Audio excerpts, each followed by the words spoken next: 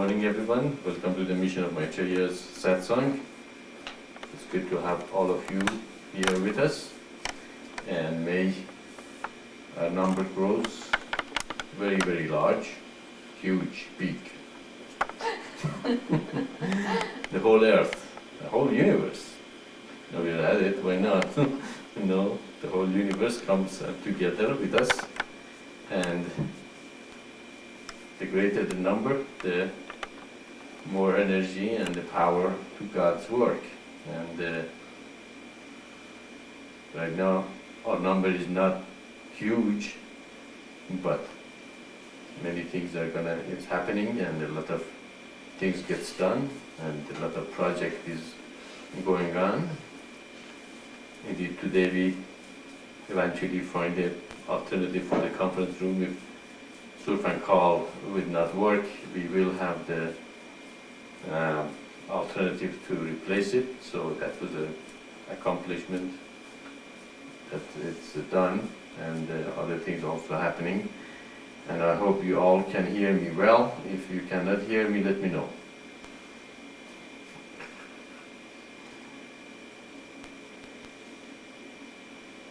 Can they let me know if they cannot hear me? I know, that's the joke. I guess so.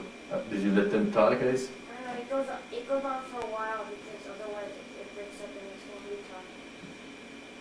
We can hear you fine, Maitreya. Alright, great. Okay, let me in then. Okay. You can keep talking, but I have a really long interval that it stays on. Is it in a voice activation? Yeah. Alright, Otherwise it breaks your voice out, so it has to stay on for a little bit longer. it's just a little longer. So you put it more sensitive. Yes, so if you pause in between, it's not like people will start running in, or it won't break up your voice. Alright. Which means you have to stay on longer. Good job, good job. Okay. Alright, as usual, the question is there any new person in the audience that we will explain the great sign to them? It's that they have the priority in these satsangs, because the satsang is to get the message out to humanity. And so if there is any new person, let us know and speak up so we can explain the great sign first before we can start with other questions and other things that we're going to be doing here.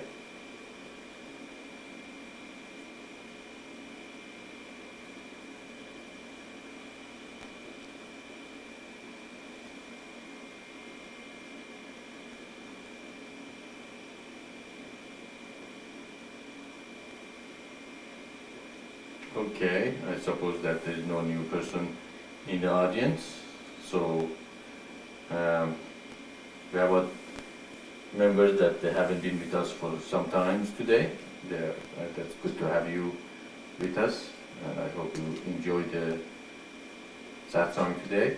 And this is the place to be, because this is the full manifestation of God's revelation.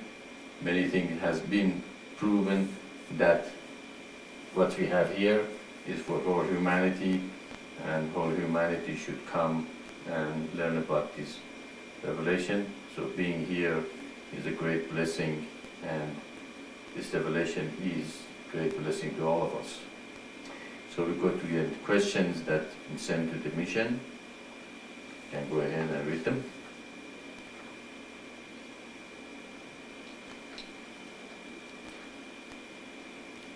In The Universe in Man, Tablet 1, verse 18 and 19, it says that outgoing prana becomes heedless desire, and ingoing prana becomes will. How can we keep the prana moving inward and prevent it from going outward? Yes, it is a part of the universal man. Universal man, that is the probably hardest book to fathom and understand. It has a lot of information and beautiful things in it, that if you understand, you really understand the whole universe, how it works, and how God has created, and how different level of consciousness are in the universe, and where is God, and where is the unconscious mind, and all that. So prana is really the energy the sattva, the raja guna in the universe. The universe has 7 levels or worlds, and the first level is the manifested world, the crudest part of the universe, just like a tamaguna. The first level is tama, is manifested, is the universe, is crudest part of the world. And the second is, after tama, is raja. Raja is energy, that which creates the second level of the universe, which is the pranic state, or prana is the energy that bring the life force to the universe.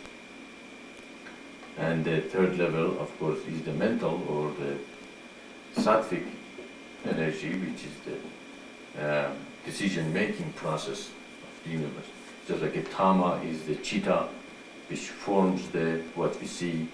We see the microphone, the chitta or crudest part forms the microphone, but he doesn't know anything what it is. So Raja Guna is energy, takes the message, microphone, and sends it to the sattva. And sattva recognizes it, it says microphone. So chitta, or the crudest part of the mind, the only thing it does is it keeps the form from external world. Raja, if there was no Raja or Prana, there wouldn't be any movement, there wouldn't be energy in the universe. And the movement or the electricity is a kind of a Raja, its energy. Takes it and put it to the intelligent part of the brain, and the intelligent part of the brain says it's a microphone. Now, what are we going to do with it? Okay, the decision comes, if you give it to a 2, 3, 4 month old kid, he puts it in his mouth, and if we give it to a kid who doesn't know what it is, it might just break it. But if we give it a singer, he says, oh, I'm going to sing in it. Okay, so it depends upon your intelligence and your consciousness. You use that instrument, according to where your consciousness is. It's the same thing in the world, in the life. We go into the world. It's external to us. We see things. Chitta takes the form. Raja sends it to the intelligent, and then intelligence says, okay, what are we going to do? If you are in the lower consciousness, you make the decision based on the lower consciousness. If the beggar sees you, he says, oh, how can I get more money out of this person?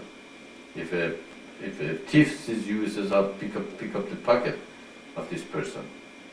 But if a godly person sees you, says, how can I help this person to, connect to God? So it depends upon your intelligence. That is how the decisions will be made. So we can see that the Tamaguna creates the external world, or the manifested world, or our body. Raja Guna become prana. Now, Tamaguna external world, we see it. Raja Guna energy, how are we going to use this energy? Are we going to externalize it and chase our desires and wants and worldly thing? Then it become what? The very energy that can be directed internally and used to guide us to the higher things, it's just that guiding us outwardly. So the more the energy we let out outwardly and directed to the world, the more this energy become what? Become desires, temptations, and our wants, and we want to fulfill our sensual, desires, and that makes us go more and more to Maya, and after a while, our energy become completely concentrated what is in external out there that we can accomplish or have. So the second level in the world is the pranic world, which is energy. It depends how you use it according to your consciousness. And the third one is the lower mental world, that we use that to accomplish what is needed to be accomplished in the external world or manifested world. So if we are becoming very good at it, if we are absolutely tamasic, what we're going to do?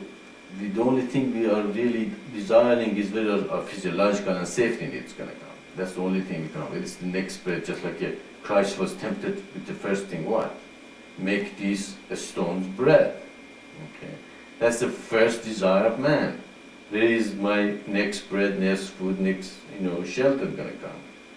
And the next temptation was, that tempt God. Okay, it means you become you doubt, the power of God, and you say, well, actually, some people say that God doesn't even exist, okay, because they are so worldly that they really don't want to know God exists. Okay, so the temptation comes, which is a second level. It's a pranic, it's energy, and energy creates temptation. So your whole mind and the energy is going to go toward the heedless fulfillment of your desires. So your energy is going outwardly to the world. But you don't have much of intelligence how to manage them. You want them, but you don't know how to get them. The third level is the lower mental world, which you use that energy toward the external world, but you become wiser and wiser how to fulfill those desires. Okay? You become a successful person in the external world, and your desires are fulfilled because your lower mental world has developed in such a way you can use the energy to accomplish things that external world offer. You become what?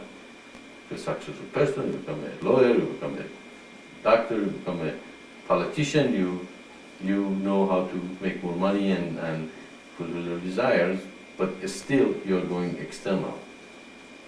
And then, but if you go a little higher, you go to the higher mental world, which directs your energy now from your third chakra to the higher chakra, to the fourth chakra and fifth chakra and sixth chakra, and higher energy. You start using your intelligence in understanding, why am I here? Where am I going? What's this life about? Why was being created? Is that here only I eat, drink, and sleep, and make children and die? Is that the goal of my life? Is that all this universe is created and I've been here for this only reason? That is when your higher mental level start questioning, the reasons for your life. And I'll say, this is when you withdraw from the external world and you go toward the internal world. So your energy no longer is heedlessly going toward the outward thing, but toward the greater inside questions and inside calling, that it's calling you for something greater than just mundane life. That is when your energy starts being directed from external world to the internal world, and heedless desires become wisdom. You become a seeker. You become more away from Maya. You look for something greater than heedless desires and external world. So you start using the higher mental world. Okay, and because of that, you get attracted to the, knowing, the reason for life and being here, and eventually you say, well, that could be some creator somewhere that have created me, put me here for a reason. Okay, so you start asking, okay, do I have a reason to be here? Okay, but as far as, of course, everybody asks this question probably in their life, but when your energy going out, you ask it very little, maybe a couple of times in your life, or very few. Even when you ask them, you don't really want to know the answer, because the answer might interfere with your desires from external world. Okay, so we can see that it said many will be called, few will be chosen. Why few? Okay, because most of the other ones are doing what? are directing their energy outwardly. They want the world. Okay? They want, the desires to be fulfilled. Okay? They have some wants, some reasons that external world become very important to them. Okay? So when you go to the higher mental world, you of course start going more inside and probably become more meditative and start meditating and awakening your spiritual process to the higher chakra. You feel, for the first time you reach the fourth chakra and experience the, unconditional love and beauty of not being attached and being yourself and finding your own self of being so beautiful as it is. And then you go to the higher level, the fifth level, which is beyond this world. Okay? You then gain lots of knowledge of how the creation works, how the universe is, working, so beautifully. Okay? So you find something even more beautiful than what the external world offers you. So the luster of the external world just vanishes away. It's become very. Actually, you don't want it anymore, as much anymore, because it doesn't have any attraction to you. Because you find something more beautiful, just like Christ said, the kingdom is like a jewel. You find a property that jewel is buried in it. What do? You sell all other wealth to buy that property because that jewel is buried in that land. That's exactly what happens if you really hit to the higher mental world and go beyond the higher mental world to the absolute, to the fifth level of the creation or your being, which is beyond the sheets, which separates you from the rest of the universe. Okay? So when you reach there, of course, you still are under influence of the external world. Trigunas is still dominating you. You go higher level, in the fifth level, you're absolutely in control of the trigunas and the world, and they're not going to affect you anymore at all. And that is when you experience the being touched with God. You become one with God, and you can feel His presence and oneness with Him. But of course, still you are in the body, and the seventh level, of course, you reach liberation or oneness completely with God. So we can see the energy. If there was no energy in the universe, was there any movement? No. What is our will? Our will is how to use the energy that God has given to us, isn't it? My will is to have a very nice house. What I do now, because that is my will, that's my will really is the way we use to fulfill our desires, isn't it? You use your will to fulfill your desires. Okay, if my will is to have a beautiful house, then I use my energy toward what? That goal, toward that what I want. What is the beautiful house? Is it something external? Yes, it is something external, okay? I want something out there that I'm going to put my will and energy. Are you thinking about God? When you're putting your effort and working hard and making money and putting it away and going mortgage and getting all, no, you're always thinking about that desire out there, okay? So, if my goal is have the most beautiful family, okay? Now what I have to get a job, to work hard, to get a place to live and spend my time and energy to have a beautiful family. Sometimes at the end it doesn't work, okay, because the family falls apart. And so now, if I put my energy toward the creation of the communities of light and God, if I bring like-minded people together, and we be able to share with each other, can we have a beautiful house? It's much easier, isn't it? Because there are more resources coming in from many people together, You can put it and easily have a beautiful house without, spending the rest of your life just having a beautiful house. Or having a family, if a family living in a community of light, and its family is supported with the community, it's not only a couple, but it's 6 couple, even more, the whole community of light are supporting each family. Does that family stay together easier? And they become more the real good family? Or if only 2 people try to make a good family in the ocean of Maya? So we can see again, it depends, where your consciousness is, where your energy is going. Okay, so if your energy is just for yourself and thinking about you and worldly thing, and that's what you want, that's going to become a hitless desires, temptation, work, and probably never going to fulfill what your desires are. Okay, because the problem with desire is when you fulfill one, what happens? It's going to be replaced with another one, because you are going outwardly. Your energy is going outwardly. If one of them is fulfilled, are you going to be satisfied? You won't.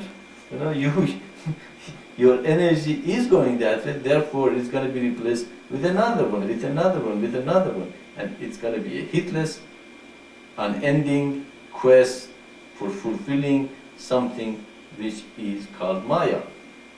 Illusion is not going to be fulfilled. And what happened? Desires are directed to sensual wants, sensual gratification.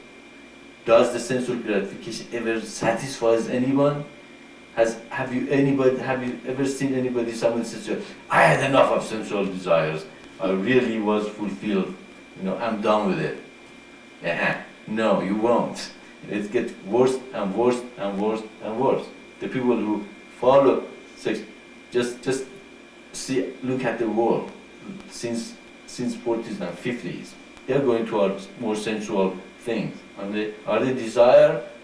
their sensual desires are fulfilled, or they're finding a new way to fulfill their sensual desires.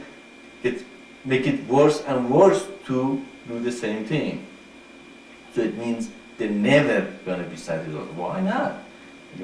If I have what I want right now, is it that enough? Some people say, if I had this and that and that, I would be fine, I would be satisfied. No, you won't. Because when you had those things, you want more. You want something else. You want to add to it, to become more attached to more things. The reason is we're really longing for limitlessness, aren't we? We are created to be limitless, but we are trying to replace that limitlessness with the desires of limited thing in the external world. So we want to fulfill that limitlessness with something that's limited, and it's never going to happen and never going to work. Okay? So the best thing is to close your eyes and start meditating, awaken your spiritual process, directing that energy, that desires from external world, from sensual things, to the internal world and godly thing. Okay? Fulfill your desires or sensual thing according to God's law. Okay? For instance, sexual desires can be fulfilled through nice marriage, nice couples. Okay? Come together and create children and family, and at the same time make it godly. It's not the sensual desire is not important in the relationship, but godly setup of creating community and creating the family and creating an environment that it's good for everyone. Therefore, make it godly. Food, live in a community of light. Okay, cook beautiful food together and share and eat it together and enjoy it. At the same time, it's not something that it's going to become a hitless desire that it's become completely unfulfillable. Fulfillable, is that correct? Okay. Anyway, so we can see God doesn't say don't use the external world. God says, make it godly, make it spiritual. And when we make it spiritual, you have more time also to direct the energy from external world to the internal world, to the higher mental world, and make that great will for progress in your spiritual life. Okay? So we can see that how we can use the energy, where is our focus is affecting our life and our progress to the higher thing. Of course, if you read the Universal Man, continue reading it, probably it shows a little bit how if the energy is externalized, it's become heedless desires. And the same energy, actually you can just look at the atomic energy. You can use the atomic energy for the good thing, grow things and bring beautiful things to Earth, to humanity. You also can use atomic energy to blow the whole Earth 50 times. It's the same energy. It's the same prana. It's the same thing. You can direct it externally. The energy becomes desires and attachments and temptation. You internalize it, becomes wisdom, higher thought, and progress. So we can see that is why, though it says, when the prana goes outwardly, it becomes desires and heedless desires, and you're never going to be fulfilled. So that's why in meditation we say, close your eyes, go through it. When you have a desire for the external world, meditate on it. What's going to happen? Okay, I want this, and I want it bad, and I want it now, and I want it for myself, and I don't want to share it either. All right, go ahead. Close your eyes, meditate. Okay, you got it. Now what? Now what's going? A lot of people, desire to have companionship. Okay, be with people, be with other people.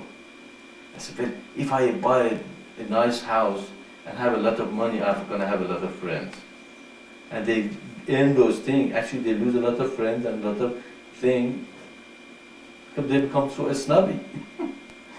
Okay? So you see, exactly the things you gain to fulfill other desires sometimes actually backfires. Okay? So that is when you close your eyes, you go through it, and you create your wisdom in your meditation, and you realize, not really, I don't want that, because that's not gonna, help me in my spiritual progress and higher things. So internalize your energy, bring it back from the world into yourself, and meditate on it. And if you have a desire, go through it through meditation. Okay? That is a tantric way of fulfilling your desire without side effects of going externally. Does that make sense?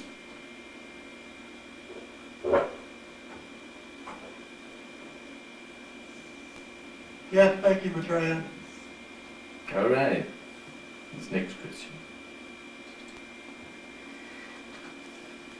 In the Bhagavad Gita, chapter 8, verse 1, Arjuna asks, what are the oversoul, overbeing, and overdivinity? I could not understand Krishna's answer. Can you explain these things and how they relate to the mission's teaching?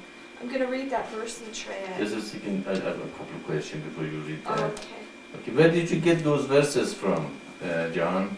Which Bhagavad Gita?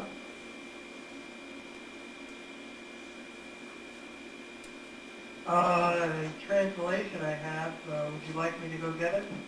Well, if you remember, it's not Hare Krishna Bhagavad Gita, is it? No, I also have one of those I got when I was... In the airport? Did you get it in an airport? Yeah. Okay, well, the thing is, the best Bhagavad Gita that I found is closest to the translation is, can you read the Oh, the name, Yeah. The yes. name of the Um, Sakbaka? Penguin Classics. Yeah, okay. Bhagavad Gita, no. Yeah, the name of, yeah, but it's a penguin, Translated by, Sanskrit with an introduction Yeah, who's- by Juan Mascaro. It's Penguin Books. no, that's the name. Juan Mascaro. Mascaro. Yeah, Juan Mascaros. Mascaros? Mascaro. Mascaro, yeah. I found that from Penguin, that is the best translation that they have made of the Bhagavad Gita, and that's what we use in the mission mostly. So let's read the sentences you just said from that book. That makes it much clearer. Who is Brahman? Who is Atman? And what is Karma? Spirit Supreme. What is the kingdom of the earth? And what is the kingdom of light? Who offers the sacrifice in the body? How is the offering made? And when the time to go comes, how do those whose soul is in harmony know thee? So, as you can see here, it's not talking about the oversoul and all that in your question. It talks about the Atman and Supreme and Karma. So, it really is talking about who is God, what is self, and how the karma works, here.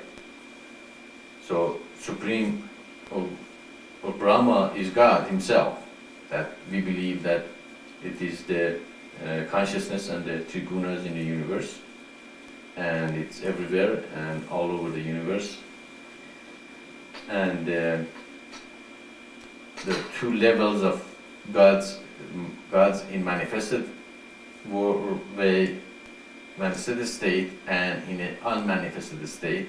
In unmanifested state is absolutely in a blissful state of being, and in the manifested state is in the higher mental world or the sixth chakra, which is also engaged into managing the universe. So that is what Supreme is, or Brahma is.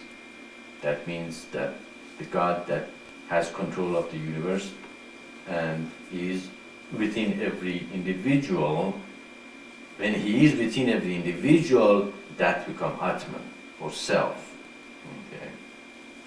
So the Supreme is Brahman, the God in the manifested world.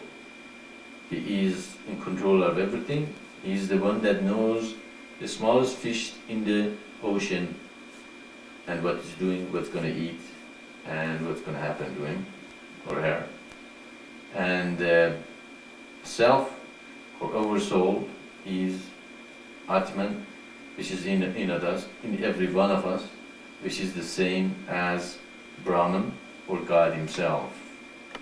Okay, so and karma is action, or the force in the universe that we use to manifesting or do things, and because of that we create reaction in our soul, and that reaction is the samskara that stays with our soul, and because of our action we create the reaction which becomes the law of karma.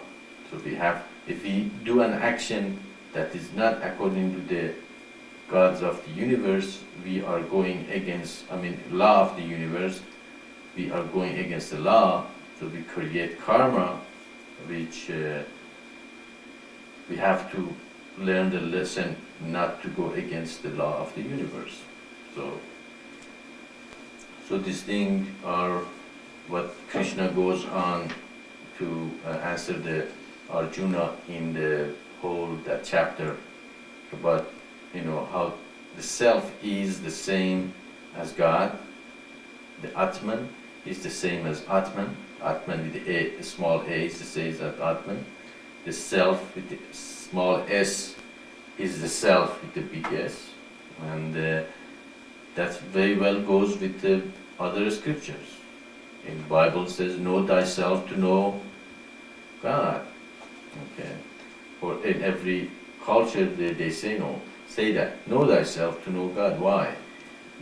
knowing self is equal with knowing God. Because self is what? It's God. If you know self, if you know yourself, what do you know?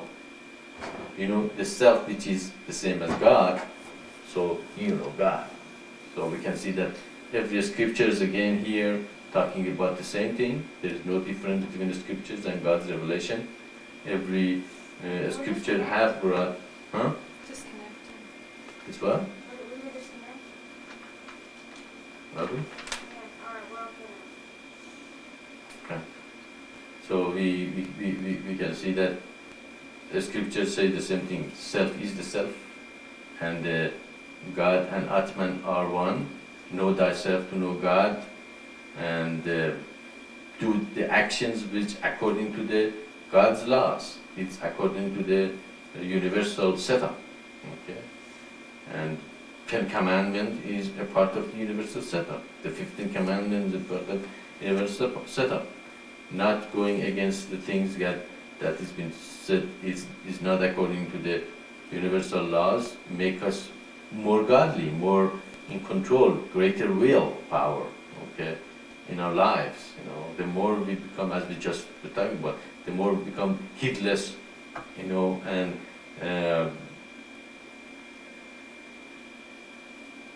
attracted to the Maya, the less we're going to follow the godly way, the less we're going to follow the laws of the universe.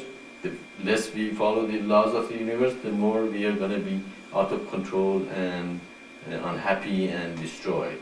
So, so that is what this Krishna is and Arjuna are talking about in this chapter. It's talking about God, self, and how the self creates karma, and how karma affects the individual, and how with following the karma, I mean the laws of the universe, are gonna bring human in a greater degree to knowing self and God. So, and that is very well goes with the mission's teaching too.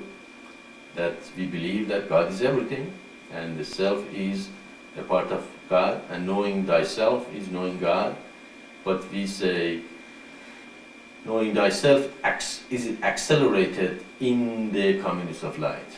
Okay, we do not recommend you go to the mountain and isolate yourself from the rest of the universe so you can know thyself.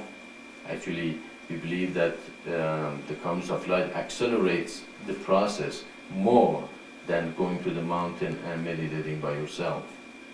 So in that sense, you know, our teaching is different than Hinduism, that teaches, you know, separate yourself, or at least the follower of the teacher. I don't think the teaching was they got that in the beginning. The follower of the teacher, they go and then they live in a forest, and some of them naked and eat, you know, just bird food, and try to, you know, deny everything, deny their body, deny their, you know, senses absolutely, and maybe they can know thyself. And how many of them do? We find out not really, you know, working. So that's not working. And if you're completely attracted to the world and go to the external world, we will see that's not going to work either.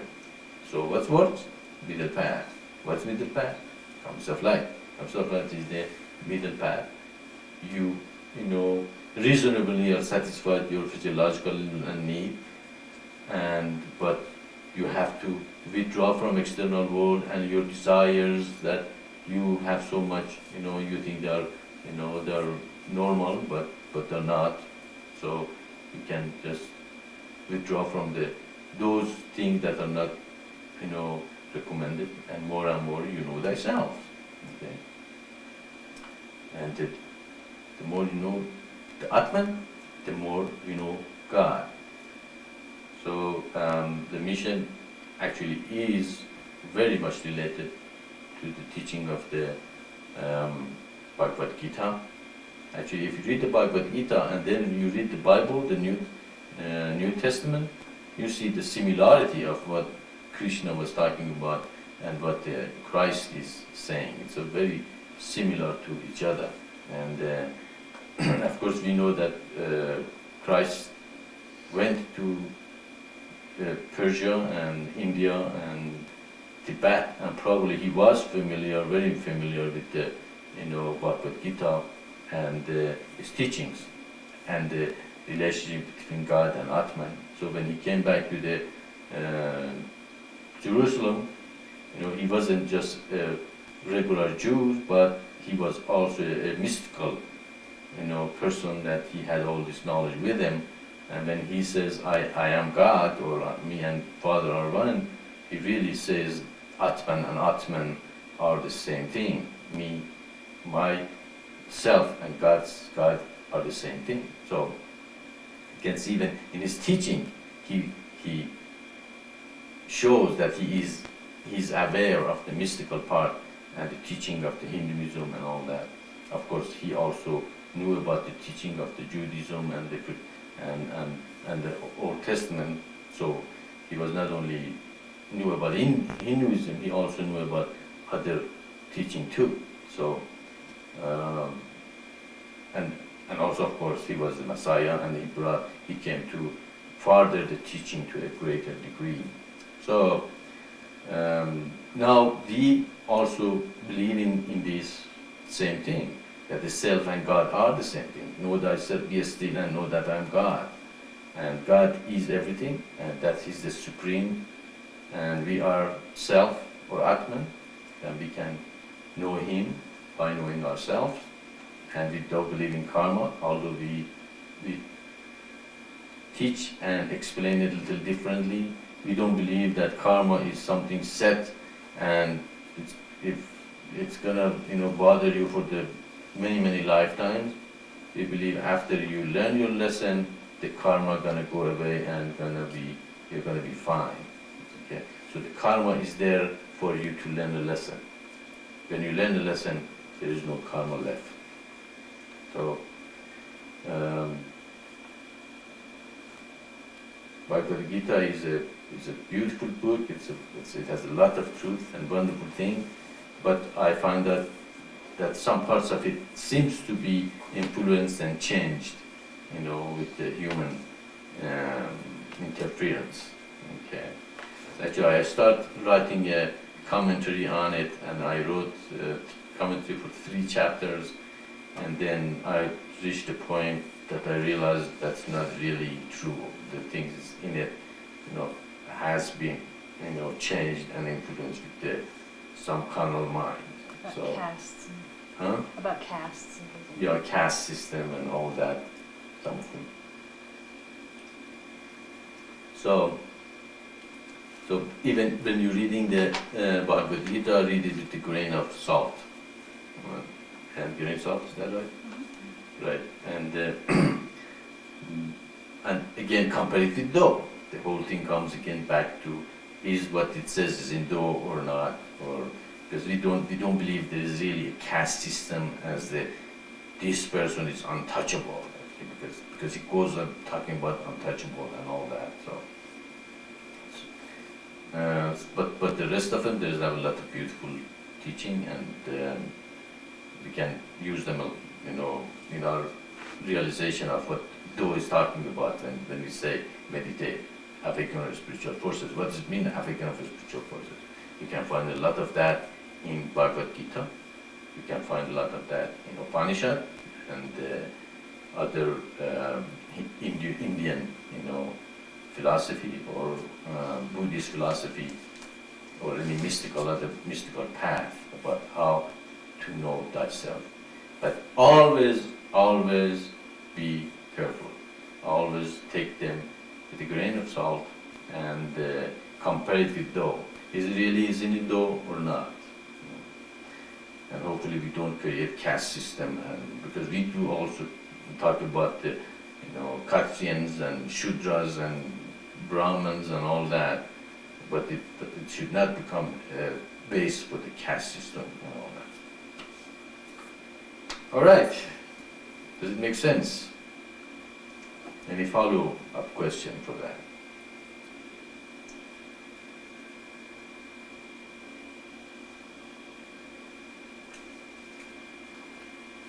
It's dry today. It's hot. Açıyor değil mi? It's this. That.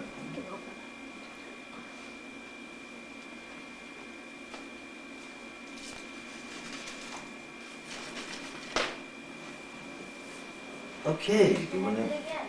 Hmm? Just got disconnected again. Why? It's because of that thing I told you. It goes up every once in a while and it disconnects us. We're connected now.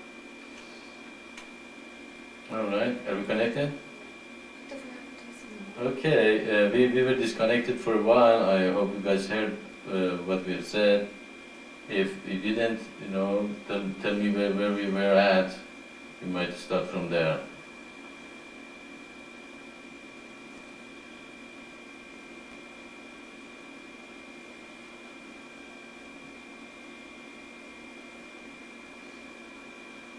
No answer again. Disconnected again? again. What? This is what was happening to him yesterday. The same Okay, thing. not sure. Hello, is anybody can hear me?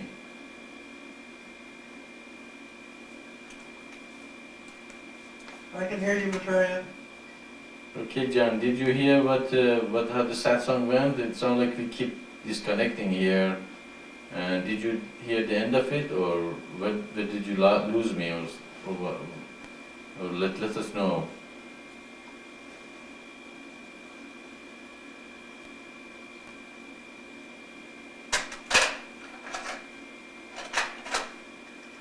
Hello? Are we connected, is it? No, give it time. You're gonna say no answer. Oh, no answer. What? No answer again. And now it's not connected. I told you this auto kicks you off for like that How come it doesn't do that to us in the morning though? We've been staying I connected don't know. in the mornings and maybe there was one time over the past 2 weeks that we got disconnected. It's not connected. We're not connecting? Okay. Not good. Trying again. Not connected.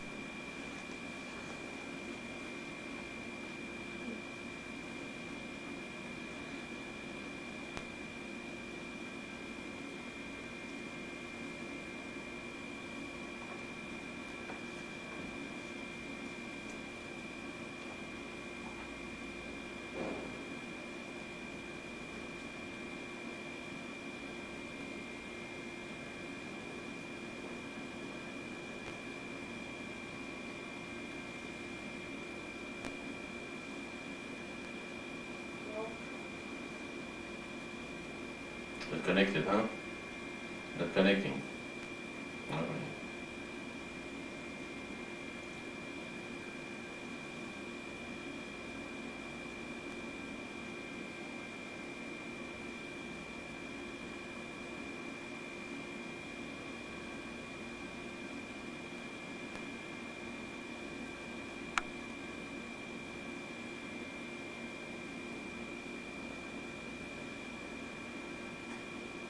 You want to go check? You could check to see what's going on. Yeah, I wonder maybe. Oh, look, I accidentally linked it. What? Here, look. It says, alright, B1 and B2 are not working. They're just not doing anything. Yeah. We should shut Try to connect again. I am. Let's just shut all of it down.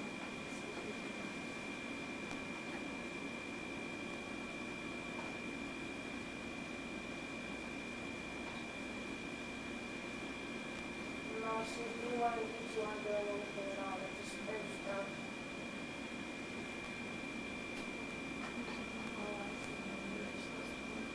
They're the things that say if we're doing anything. They're working now? ISBN is on, but B1 and B2 aren't doing anything. What if we shut all the way down and try now? Could work. Want me to try it? Sure. Sure. Better than nothing.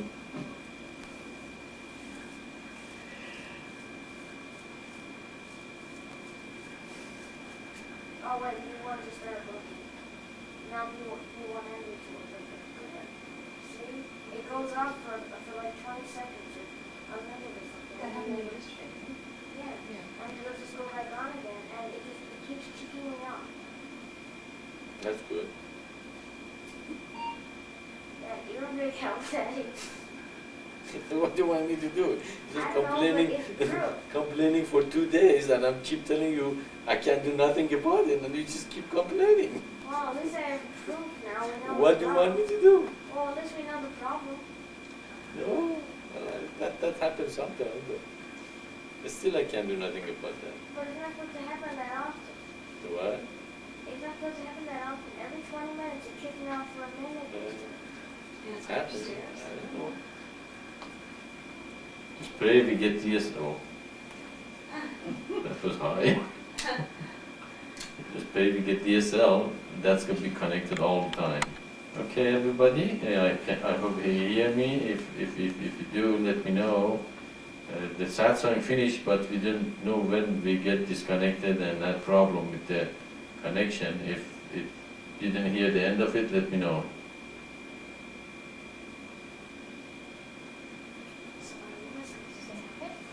And now, Maitreya, we can hear you fine. Okay. Okay, did you, okay, well, is there any place in the Satsang you didn't hear or you weren't clear about? We probably have the tape here, if somebody wanted, probably we can, I don't know, prescribe it and subscribe it. We've been doing every one. Yeah, yeah, if anybody wants the Satsang, it can be sent to them in the subscription, transcription, subscription. Okay, well, any follow-up on that question?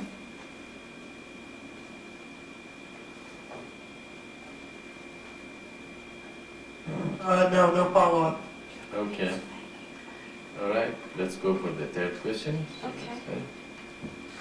And though it says that in the beginning the operative powers of the three gunas were not released, does this mean that in the beginning the universe did not have the capacities of creativity, knowledge, ability, and remembrance?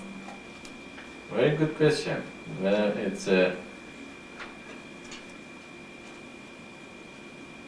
it had the potential of creativity, but it didn't have the memory ability to do or make a decision. It's a state of beingness, a state of absolute equilibrium and balance. And that state is that a state of blissfulness and just being without, the kind of awareness we are talking about in the external world. It's a state of unexplainable, of being, and no desire is left even, to want to do anything, or create anything, or that's why in Hinduism they say the cycle of creation is creation and Brahma then goes to sleep. Okay, just like it's tired, the creation collapses and Brahma goes to sleep. In the state of sleep, do you have the ability of being creative? Yes, you are. You have the ability of memory? Yes, you do, but you're not using it. It's just like in a dormant state of being. You have the potential. For instance, if a stone at the top of a mountain is over there, sitting at the top of the mountain, it's a potential energy. If you push that stone down the hill in the mountain, it becomes very powerful. If anything in front of it, it's going to just smash it to nothingness. But as far as stone is at the top of the mountain and is not falling and going nowhere, it's like dormant. It doesn't have any potential of doing any harm or anything. It's just sitting there. It's the same state of being, that it has the potential of being awakened. It has the potential of the creation and creativity, and being able to make decisions, remembering and creating the universe, but it doesn't want to. it just doesn't even have a desire. Actually, there is no desire in it. Like that's a state of desirelessness. Okay, if there is no desire, how can you create? You have to have a desire to create a car before you start figuring out how to create a car. You know, if you don't have any desire to create a car, are you going to become a car maker? If you have a desire to paint something, the desire first comes, and then you say, oh, I have to go buy the brush, to buy the paint. Now, what kind of the subject I want to paint? So you put the effort to it. If you don't have any desire to paint, do you paint? No. Do I have the ability to paint? Of course you do. You can buy, anybody can buy brush and paint and paint. Of course you might not paint as good as the Michelangelo or Picasso, but you can paint. You have the ability. You have the potential to do it, but there is no desire to do it, therefore it's not going to happen. It's the same thing, when eventually then this creation reaches a point that the original energy is exhausted, it goes back to that state of desirelessness. And remember what created the universe. The first reason for creation is the desire arises in the consciousness of the universe, and that desire brings imbalance to the whole equilibrium in the universe and makes the Big Bang, or the beginning of the... So the whole reason for creation is based on that original desire. Okay? And that's exactly what make human headless is desire, isn't it? They have desire for this, they have desire for that, they have desire for, and that's what it keeps them going toward the Maya, because the desires awakens them more potential in them to go to the Maya. So creation, the first thing was created was I know. Before that, he didn't have to know. He didn't have any desire to know. He didn't need to know. He was just a state of absolute bliss and beingness and equilibrium, so he didn't have to know. Okay? And then the next one is, I do. In that state before that, there was no desire to do. It was absolutely desireless of wanting to do anything. And then, of course, then the creation goes to, to create the manifestation of the ether, which become memory, that an action. Then it says, oh, I remember, I just have work, or I have the memory of, of I'm being here. I have the ability, I have the creativity, I have the desire, I have the whole universe that start going away and away from that equilibrium state to more and more toward the become more mundane and gross and creation than the universe. And suddenly the whole universe is created, and that desire, of course, created many different consciousnesses. Every consciousness had their own desire and their own wants, and it started splitting to uncountable, number of the unit consciousnesses, and created what? Created chaos. That's why in the Bible it says, in the beginning, Darkness was upon the face of the deep. the darkness was on the deep, and the Spirit of God moved, over the water. What's the darkness? Darkness is a chaos. It's something that is not controllable. The light is not there anymore. It became so gross and so desirous and so away from equilibrium that the light absolutely lost its, original being, and became what? Darkness. So before that, that being even didn't aware what darkness is. But in the beginning, he realized that there's a darkness, there's a chaos, there's something wrong with this, picture. Therefore, it moves to bring the thing under control again, and of course, he realizes helping each unit consciousness back to the body. It was a hard work. They wouldn't listen. They wouldn't. They had their own ideas. Just look at the earth, each individual have their own wills and desires and wants, and they want to go their own way and do their things for their own way and the way they wanted to do it. And God has been sending, prophets and the, revelations, and all of them say the same thing: turn around, be baptized, forget about the world, come back to me. How many people are listening to it? Even those people who say, yes, we want to listen, they even, turn around and go back to the world, and the world gets them because of that desires and wants and all that. So in meditation is also, we should become more and more less desirous for external world, and more become that equilibrium without wanting to reach too much of Maya and be completely, destroyed by it. Because when the Maya comes and our desires arise and we go to our desires, the God becomes less and less important. Return back home become less important because you have a lot of things to go do right now, and going home is not your priority. But doing other things are more priority. And of course, the eventual conclusion was, if we create a nice environment for people that encourage them to go back home more, it's going to help. That's what the idea of the communities of light comes in. Okay. So if you want to awaken your spiritual forces by yourself, if you want to go home by yourself, it is what? It is harder.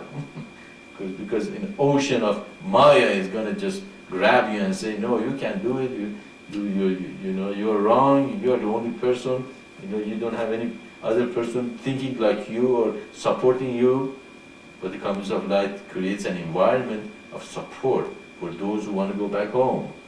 Okay, that's what the purpose of the communities of light is: create an environment that everybody can progress physically, mentally, and spiritually, and going home. If you are in the community and you are trying to get the community to the Maya and bring Mayistic into it, you are not a part of communities of light. You're opposing the community to go where it's supposed to go. So, and then of course, in creating such environment, you have to sacrifice. You can't say, what is it in for me only, and what is it in for me? And if you do that, then you are gonna feel, out of the community. You're not connected with the community. You're not gonna be part of the community. The community might reject you. You might reject the community. And eventually you say, well, this is not gonna work for me, and eventually, again, you're gonna fall into Maya. But when you're in the community, you can easily turn around and go toward God and progress, inner spiritual progress. Of course, the next step is, do the will of God. What is the will of God for me? What have I created here for? Not my will, but your will. If you say, oh no, I don't agree with God's will, that's okay if God wants it this way, but my will is different than God's will. So what you're saying? You're saying you don't want to listen to God's will, you want to listen to your own will. And of course, this can be misused. Some teacher might come to you and say, this is the will of God, but really it's the will of the teacher. Okay? So that's why many religions have created. A lot of teachers in those religions brought their will into that religion and presented that as the will of God. Just like the Brahmins said what? That there's going to be caste system, these people I don't like, they're untouchable. Okay? And in Judaism, the rabbi became the head of the community, and rabbi said, this is the way it is. So the Jewish people said, yeah, that is the will of God. But really it wasn't the will of God.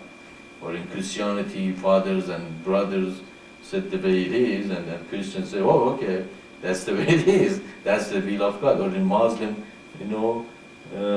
mullahs came and they said, people, this is the way it should be, but that's not what Muhammad said or what God said. So we can see it can be misused, that following the will of God.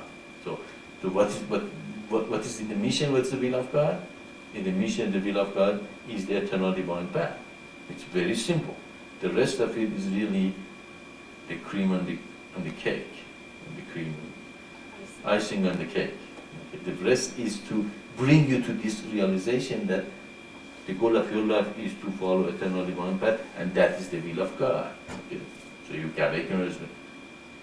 And then, of course, you have to become universalist. You can't just say, oh no, I love God, but I don't like this race or that gender or this part of the universe, or you can't do that because God is everything. How can you? There is a purpose for everything God created. He wouldn't create them if there is no purpose for them. Okay. So that is when you shatter all the narrowness of the mind and free yourself from all those problems. So, but what is the goal of all those things? To go back home, to return to the equilibrium, to return of desirelessness, to bring the universe back to that state. But that state doesn't mean that it didn't have the potential of being creative. It has the potential, but the potential is dormant. There is no desire to create. There is no desire to be awakened. There is no desire to know. There is no desire to remember.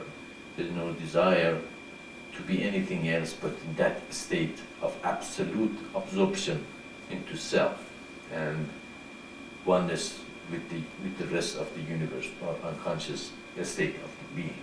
So, so we cannot say that it didn't have any creative force or it wasn't there, because still it's going to be consciousness and the three gunas. But the three gunas are in an equilibrium level, and consciousness is absolutely free. It has the potential, but it doesn't have the desire to do anything with it. So, in that one sense, you're correct. Before the creation, there was no memory, there was no action, and there was no decision-making process. But it was in a state of beingness, to be. You know, you can go back to Shakespeare, to be or not to be. That is the question. Okay. If you are, that means you're right there in the moment. That's what some teacher says, the self-realization comes when you're in the moment. You are in this second, neither in the back, past, neither in future.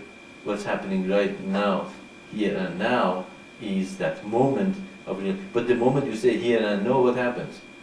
That here and now is past, it's gone. You're not there anymore. So the only way you can recognize and realize that state before the creation is to be that state. And the only way you can get to that state is through your meditation. Okay? It's an infinity. You know, you cannot recognize infinity until you experience infinity. Then you don't question it. You know it exists, but intellectually it's impossible to explain it. Okay? That's why many gurus, many teachers, many people try to explain what God is, okay? Or what pure consciousness is. Or that's what most of them say. It is a state of unexplainable. A state means what? A state means it exists. It is a being. It's there, but I cannot explain it to you unless you experience it. And the moment you experience it, you know it's true, but you cannot explain it to another person. Okay, it's a state of unexplainable. Okay, and so it's that's what God. The only thing God can do is give you the path, the way to go there, the way to reach that state. Okay, it's up to you to go there to reach that state. Okay, but according to our teaching, don't hurry. You know, it's going to be harder for you if you want to do it by yourself. Even you do it by yourself, what is the goal of the universe? To bring the whole equilibrium back to where it was. If you try to get there by yourself, do you think God is going to say, it's okay, come in? When he says, no, go back, we have a lot of work to do. We have all these unit consciousness are out there that are lost. Come, go back and help them out. You know, you can't come in yet. No, you're going to come back after, you got a lot of people back to that state. So the whole goal of the universe was to back to the state it was, become desirelessness, that state of desirelessness.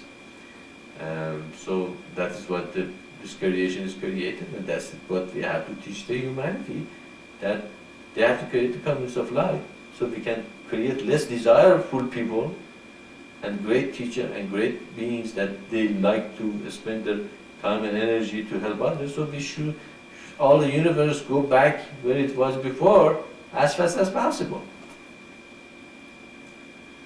So that's the goal of the life, to return to God. And every religion, every great teacher says the same thing. Your goal is to return to Father, to God, and become one with Him. But that doesn't mean that when you return, you don't have the potential to come back or create another creation. Does that make sense? Yes, Maitreya, that makes sense, but I have a follow-up question. Go ahead, John.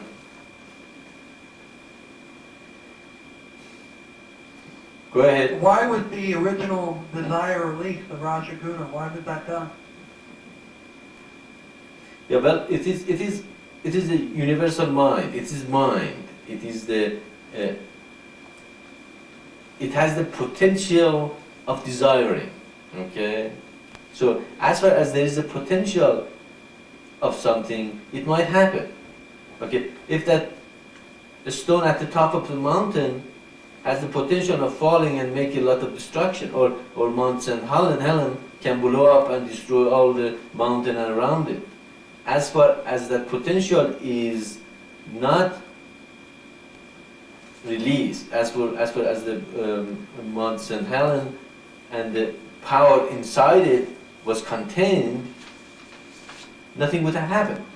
Everything would be there.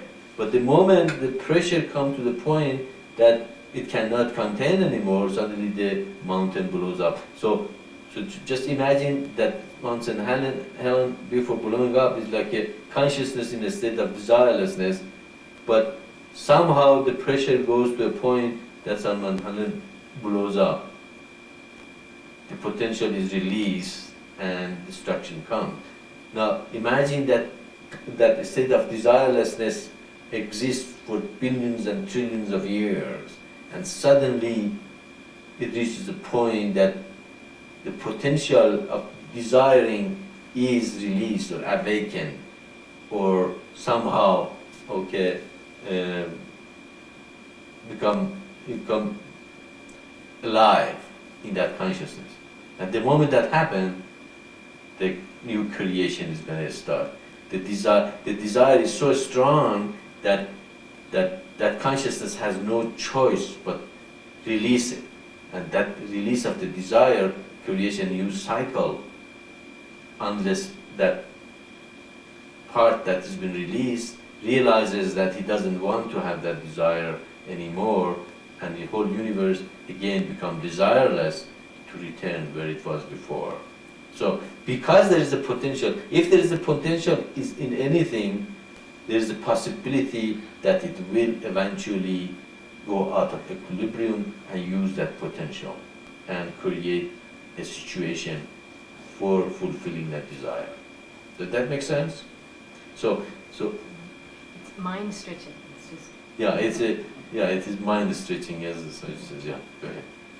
Maitreya, that desire though was a godly desire, right? To help all the lost unit consciousnesses, not like a heedless desire. Is that correct? Well, that is the real question. What was that first desire? Okay, that is that we have to go to the beginning of the. So what was desire was. And the question is, if you overcome, you can picture a point where you overcome and there's absolutely no desires. Does that mean that there might be a desire that comes up again? Mm-hmm. Yeah, well, even if you have become desireless, okay, the only thing you are doing is you are realizing that desire are no good. So that is a kind of a realization that kind of diffuses your desires. It's not something that you cannot desire. You know, even the greatest yogi or greatest realized person, they can awake the desire and become a person with a full of desires, but they won't do it because they know desire is not good for them.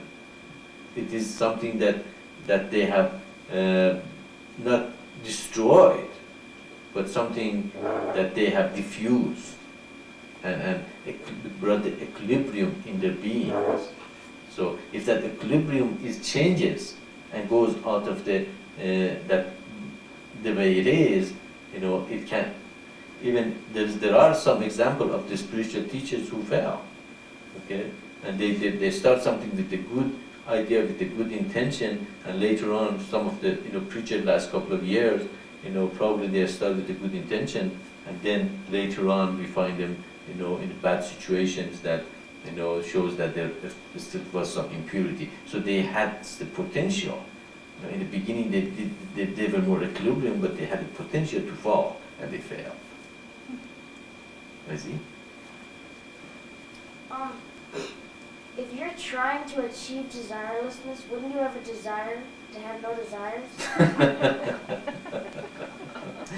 All right, that is another mind-stretching question.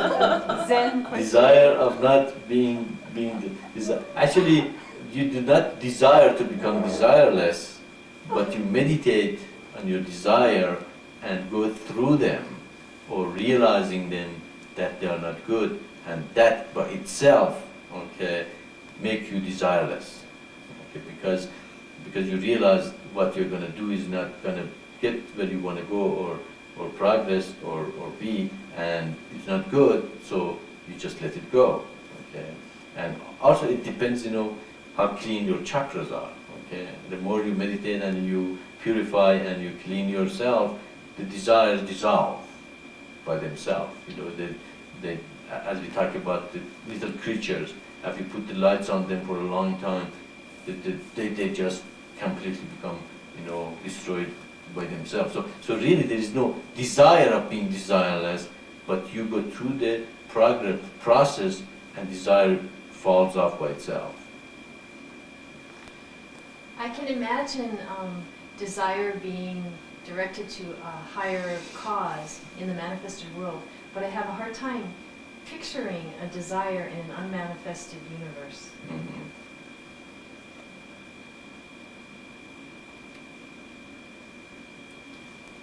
Okay, well, maybe the first desire was to create. Okay. That is the question. I probably have to meditate for a long time to come up. What was the original desire that arose in the universe for the first time, that state of absolute absorption, okay, lost its equilibrium somehow, okay, and because it lost the equilibrium, the forces were released, and as forces took over the consciousness, and for the first time the desire was, maybe the first desire was, I'm too lonely, okay, or am I here only by myself, or who am I, okay, what am I doing here, or somehow you can even say maybe it wasn't the beginning wasn't the first desire, but the disturbance of the equilibrium in the universe, and because that equilibrium failed, the first consciousness start getting crudified with the forces, and it start snowballing and effect, and eventually reach to awakening of, oh, I know, I do, I have done, and the creation of the creation. But at the same time, the consciousness realized that he has the ability to control it and bring it back where it used to be. Yeah? I don't know if there's any other questions. That's okay, go ahead. Well, I also had a question about creativity. Where does that come from? I think when you look in the animal world, it seems like humans are the only one that seem to have that incredible, intense, is it a desire to create, to make things? You don't see it really in any other animals, and chimpanzees or monkeys, you don't see them, you see them doing a little bit, but not like the human. Is that a part of us that's similar, you know, we are made in the image of God, and God created, and that's from us? Is it a chakra thing? Is it a lower chakra? Is it a higher chakra? Is it a desire? Okay, it's another question. Let me see if we're done with the first question here. Okay. John, are you satisfied, or do you have any follow-up, or anything that you want to continue with your question before we get to this one?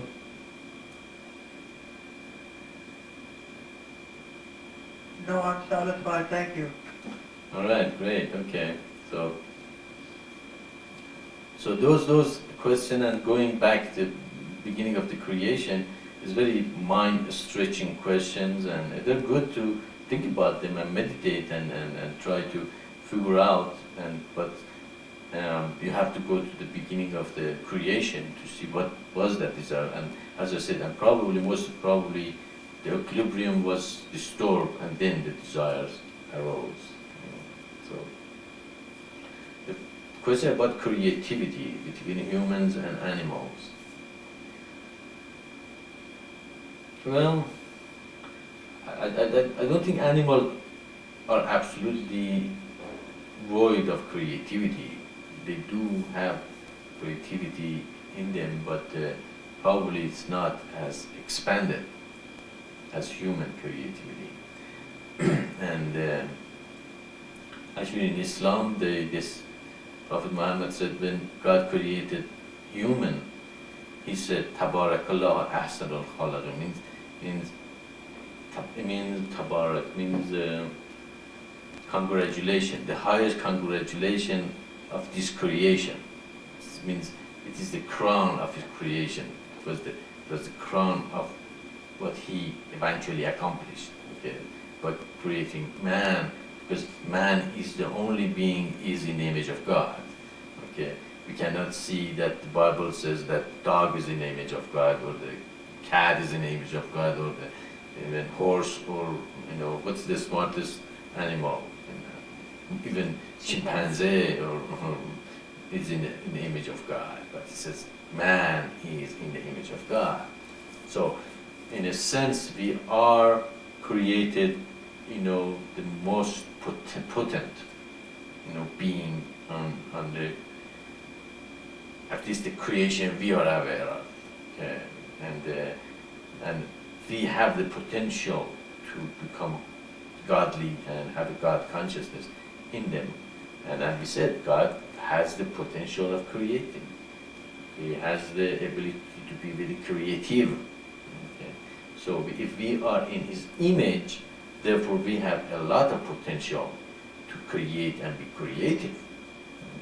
And actually be a co-creator of God, and create things that, God can, be very proud of, what we have done. And we have, there's no other animal or no other being that, at least as far as we know, that has accomplished on earth as human has.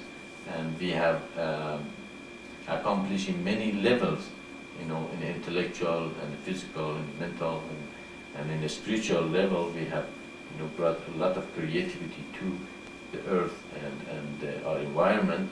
And probably we are most successful animal, if you look us as part of the animal kingdom on earth. Okay. So we should have something very special on us, that we are able to do things that other animals don't have it or cannot accomplish, and we do. We have the potential of being in one with God and in the image of God, especially before we split into male and female. So probably we were even more potential before God split man and woman, or male and female, to two parts. And now we become more potential if we realize that we are a part of each other. and bring that creativity together as a collective, beings on earth, and instead of fighting with each other and seeing the separation among ourselves, but seeing the collectivity and completeness and complementary things that we are all together, and how we can complete and make ourselves more perfect by realizing that we are a part of the greater body, and the potential of creativity is going to be amazingly, higher than human ever, experienced or have seen. So we haven't really realized our potential yet. Okay? We have been individuals that have been very creative, and in our creativity very, very separated from the collective help of everybody else. Now, if we can overcome that and see the unity on earth and humanity and the whole thing here, okay, now we can see that our creative energy is not even, met 0.1% of what it could be. So we still have a long way to go to really manifest, what God has created in us. And probably, who knows, maybe we can come to a point that create a machine that people can just sit underneath and they go to pure consciousness right away, just killing the, chakras and, make them, right, go to the higher self and realize God in a way of a very much faster way. And just like if we made the coffee, instant coffee, instead of brewing it, okay, we have the instant realization to the higher self and all that. So we can be very creative. Human has a lot of potential. We are even using, 8 to 10% of our brain.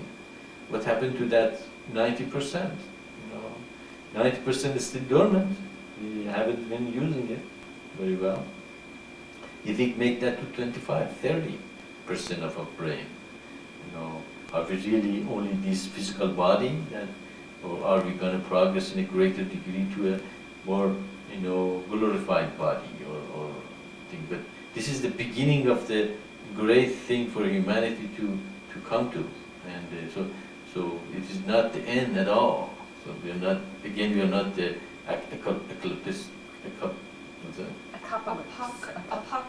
apocalyptic, teaching mission at all. We are not the end at all. We are the beginning of the release of the great, potential for humanity, and each of us are a part of it to bring it to that point. But as far as humans are separated, they're fighting each other, they're destroying each other, they're so narrow in their understanding of the universe. They said we don't have enough, resources. It's just laughable. How can you not have enough resources? There's infinite resources in the universe out there waiting for human to, tap into. But we are so narrow in our vision that we just see just like oil or electricity created by atomic reactors or things like that. There's infinite energy out there. It reminds me of a bird that it sits in front of the ocean and or a large lake, and he doesn't drink the water of the lake, and the reason is that she's afraid that if she drinks, the lake might dry out. and she dies of starvation or thirst, because she's afraid if she drinks, the lake might dry out. But if she had the vision, she knows that the water is going to come back from the sky and it's going to rain, the lake is never going to dry out, and she can drink with, in her heart content. So you can see that when the vision is small, when our vision becomes very small, we will suffer. That's why one of the teaching is your ideology and goal is very important in your life, and that still means your vision. Your vision should be expanded. We are here trying to create a new man, a new society, a new human. Don't get your vision to, oh, I'm going to work and this is what it is and I'm terrible in this work and I'm all stuck here. And no, you're helping to create a new man, a new society. All of us in a greater vision here that we have to bring to humanity, to expand them, to get them off their small visions which bring so much destruction to humanity, and they're destroying each other and fighting and bombing each other and and all that. If they can expand their consciousness, then they don't see each other as enemy, they see as a potential, complementary part of the human race. Okay? So they have to stretch our, visions, they have to stretch our beings, work on ourselves, but at the same time know that we are a part of a greater, thing that has been come to humanity, and human is in the brink of a breaking to a great, release of their potential. Okay. But as far as we are concentrating only on earth, only on race, only on our religion, only on our, nation, nationality, or culture, or thing, we're going to be on each other's throats for another 100, 200, or 1,000 years. Okay? And that's why God sent this mission. God sent this vision. Give it to humanity. Let them expand their vision. Let them expand their, view. Let them come to see that they're not, contradictory to each other, they're complementary to each other. Each culture has something to offer. Each culture is beautiful. Each culture has, to, enrich my culture. Instead of saying, oh no, I want my culture, I don't want your culture bad, you're no good, you're inferior to me, and I'm gonna, bomb you or destroy you or, do what was cleansing? Ethnic Ethnic cleansing means they're dirty or something. There's something wrong with them that I have to cleanse them or something out of my. But that kind of thinking, it means a narrow vision, a tunnel vision. You have not expand your vision to see, oh, maybe they have something good I can use. I mean, maybe I can, if look a little deeper, they have something that enrich even my culture in a greater degree. So that with this realization, we can overcome our fears, our desires, our feeling of inferiority, or get stuck in a small place and realize, oh, wow, I'm doing a great thing here. I am bringing humanity to a release of the great energy. And as we create more and more communities of light, of course, that mundanity should also be lifted up from all of us, which are stuck in working or being in a small place of, society, feeling nobody and nothing, and being able to feel, yeah, I am doing a great thing here, and I am part of human progress and expansion of the vision. So I hope, all of us, expand our vision. That don't let the world get you. Let's do get you. Let's God get you. But not the world that tries to tell you are no good, you're small, you're nothing, and all that. You are great, you are doing a great job, and this vision is wonderful, and humanity has greater potential, and that's where they are at. And that's what we have to teach them, that's what we have to awaken them into. 100 years from now, if we can create many forms of light and release this energy, human is going to be somewhere that they have never even imagined possible. Just imagine what we did in the last 50 years. We came from doom buggy, is that what it's called? Horse and buggy. Horse and buggy to space travel in 50 years. Means I was 7 years old when it started. So you can see that, if we could have done that, for all this problem we're still having on Earth, imagine what we can do if we don't have this problem on Earth. And the energy is gone toward the progress in physiological and safety need and spiritual progress.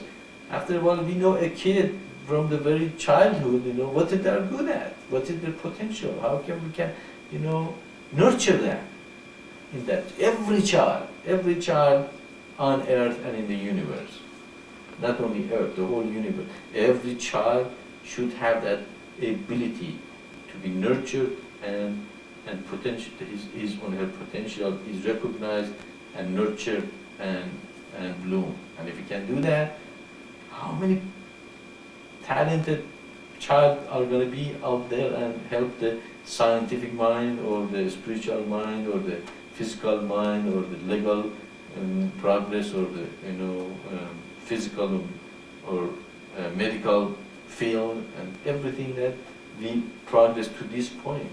Medicine has gone to a point, they have drugs that it's really miraculous, what they do.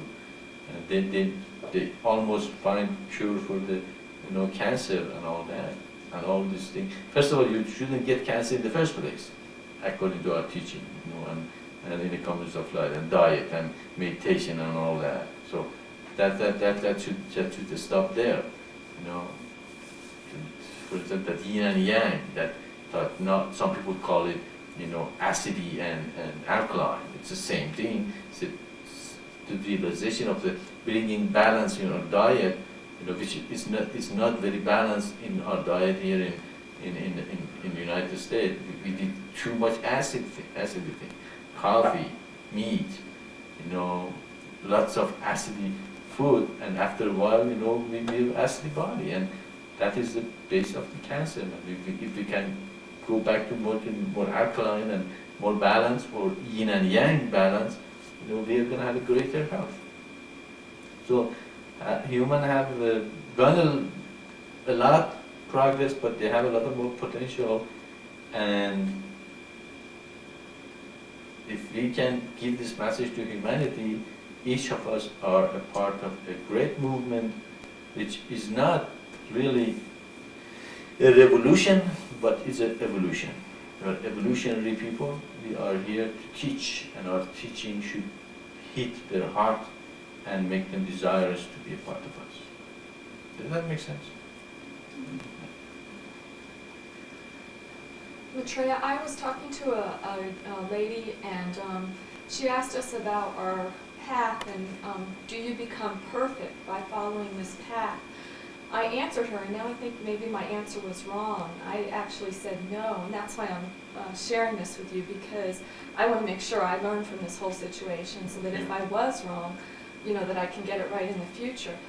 I answered that because, for a couple of reasons, thinking that to become absolutely, absolutely perfect, I didn't feel maybe you could do that within the body, for one thing, because I understand that there's still some karma left, even in the highest being. The other reason is I knew that we couldn't become completely one, as God is, which is everything, and He's perfect. There was another, but I guess I don't really remember what that was. So I'd like to hear your thinking on this, as far as clarifying my understanding of this for the future. Yeah, well, if you get the point that you have a little karma left, you're pretty perfect. It's any standard of human beings, that they can compare you with the regular human, you're pretty much made it, very good state of being. You're a person that, your concentration and feeling and life is toward the creation of the communities of light, and then bringing other people to the path and awakening your spiritual forces and sacrificing and surrendering and submissive and becoming universalist. You are pretty perfect person. Okay, you might have some karma left. You have a son to get into the school and get him to a point of independence and release of the, after releasing, you might have a wife that you live together and all, but at the same time those things are the secondary to your mission and what you have done. Actually, they are there for you and love you because you have a mission and all that. So if we can consider of being as perfect as we can and follow eternal divine path, created comes of light, most human probably say, wow, this is pretty good, pretty high. Okay. Of course, if you reach a point, you become completely desireless, and you have no karma left, you don't stay in your body, you go that state that it was. Okay, but again, according to our teaching, even you get there, God is not going to let you go in. Okay, He's going to go send you back and say, go back. And that's why we are going to be probably the last people on the universe to enter that state, because we decided to come back and become as teachers, as a awakening of the spiritual people, the spiritual awakening of the spiritual forces in other people, teaching this thing and return over and over. Okay. So, if the question is if you're going to be perfect, you can say you can get as perfect as possible in the body. Okay. Yeah. Yeah, and that's essentially what I said to her, is that by following our path, you can become, more and more perfect. But I guess I was saying that maybe you wouldn't become, completely perfect. I guess I felt like maybe she was asking, do we become like the Son of God, that perfect or something? Yes, you do become Son of God. Actually, being Son of God doesn't mean that you are not here. Actually, you become Son of God because if you reach a point that you reach pure consciousness and you never return, you and God are one. There is no separation of God and the Son of God. Okay, but as far as you are in the body, you can be the Son of God and let the God come through you and do the perfect thing, and at the same time stay in the body and be a Son of God. Okay, so you do become Son of God, and you become almost as perfect as humanly possible. Okay, and so if the question is, do you become perfect? To say, if to follow eternal divine path completely, there is no other path that makes you as perfect as the eternal divine path will make you. It's And isn't it given in God's scriptures that in the Bible it says, be perfect as your Father is in heaven? Christ did teach that, so it is right in the scriptures. exactly. So be perfect as the Father is, that means you have the ability. God will let you become as perfect as possible. But of course, to become as perfect as the Father is, in that sense, you will go to the Father. But you come back as an avatar, as a perfect person, return to earth. You need some kind of attachment to keep you in the body. Otherwise, you wouldn't waste the body. You just absolutely leave, okay? And that God doesn't want you. You come, He wants you to be here and do His will. Therefore, you might have something still here, but really it's not really your karma. Okay, it's something is created, just keep you in your body, stay here where you are. So you can become perfect in human body with a very little karma left for you. Okay. So answer to that lady is as perfect as humanly possible. And yes, you can become Son of God, and you can become in the image of the Father, because God said you can. And we say you can. Okay.